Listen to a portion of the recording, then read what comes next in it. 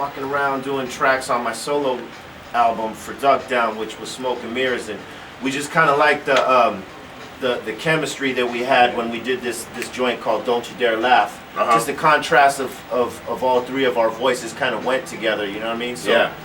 I had this idea to do this serial rhyme killer group, but the first formation of it was Mellow Man Ace, Son Doobie, and this cat named XL, rest in peace. Yeah, that formation didn't actually work, and it was before XL passed away that it kind of, you know, it went dead in the water because, you know, just Doobie was all over the place and his thought processes. And, you know, I was a little bit more impatient back then with people. Right. You know what I'm saying? So I kind of, you know, deaded the project, but I held on to the concept of it, and I waited until I found like some cats that I thought like we had good chemistry. Kind of like when I was with the Psycho Realm, I had good chemistry with Duke and Jack. You know what I'm saying? So it was the same thing with this, and I always admired the way Xzibit spits, you know what I mean? And we've been homies a long time, so we just started, you know, experimenting on tracks, and you know, him and Young D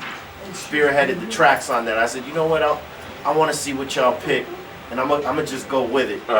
And you know, kind of let them set the pace as far as what we were gonna do that way. And they ended up picking great tracks.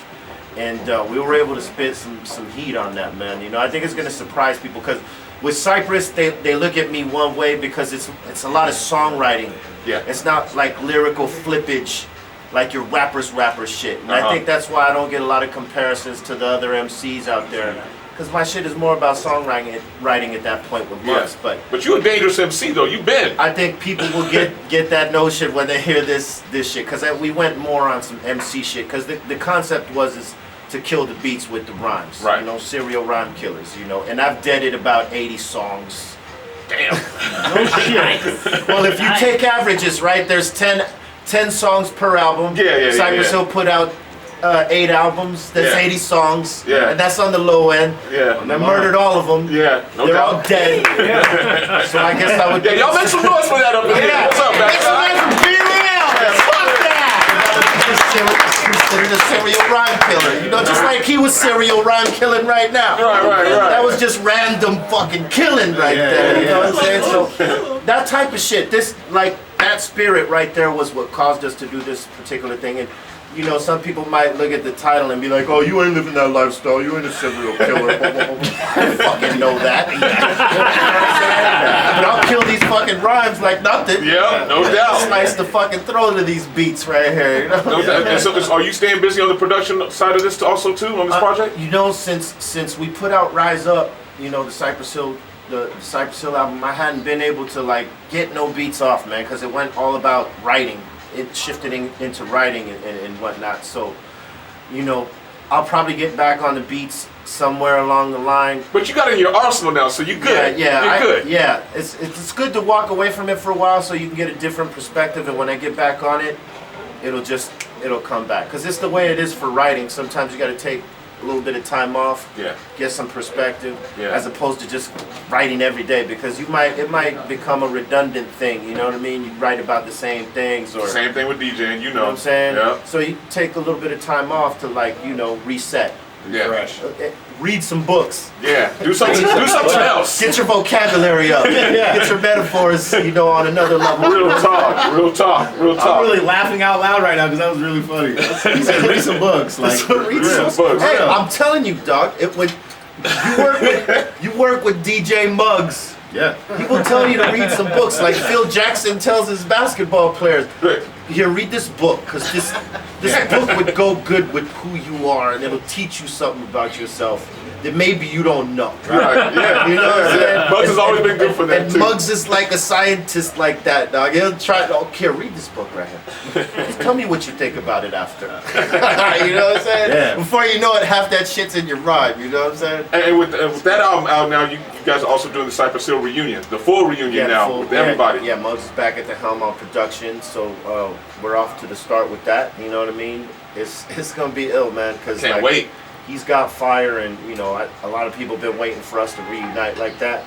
So we're all looking forward to it, man. You know what I'm saying? Can we get a date on it? When we can expect it? I don't know. You know, I don't know, because we work fast, but we take our time because we want to do as many songs as possible. At least that was how, you know, how we used to work. You know what I mean? How it turns out this time, I guess it just depends on the flow of the work. You know what I mean? How long it takes to get songs we love together. You know what I'm saying?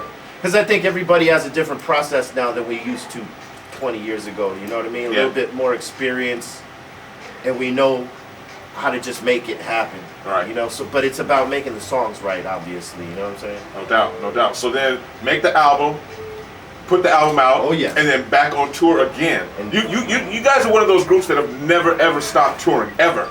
well, we take a little bit of time off here and there, but What, 2 months? Not too long. Like 2 months in a year? Maybe You guys maybe- travel, B. Maybe 6 months we'll take off and then we'll be out. But like, yeah, you know, in our 6-year hiatus, we weren't making records and shit like that, but we were still doing shows. You know what I mean? We're keeping active that way. And I think that's what kept us alive out there. Because I think, you know, if you're out of sight, you're out of mind. Yeah. Especially nowadays, because before when we started, there was like a few hundred artists. Now there's thousands. Yeah. To fucking Every deal day. with every Every day a new song comes and out. if the Every record day. labels ain't putting them out, they're fucking coming out on their own all over the fucking internet. It's crazy. Absolutely. So you got to compete with that shit. You know what I mean? So at some point you got to either put some mixtapes out, go do some shows, do something. So I kept active in my way. You know what I mean? Which was mixtapes and my solo record and eventually the Be Real TV. You know, like interacting with the fans and stuff like that. But you know, now we're coming back full circle to, you know, lay down another Cypress Hill album.